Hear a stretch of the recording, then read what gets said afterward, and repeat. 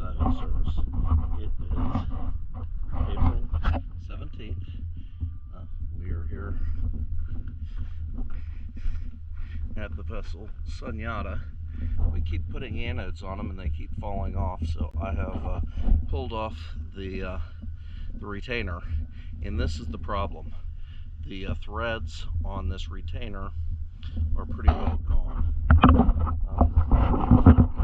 I've bought every single size of bolt imaginable on them, and none of them seem to go on tightly. I even switched from the metric size that they're supposed to take over to standard, and nothing stays. This one's slightly too big. That's the bigger size standard. So what I'm going to have to do is order you another one of these in order to take that anode, and we will have the problem solved. I'm going to go ahead and take measurements of this right now.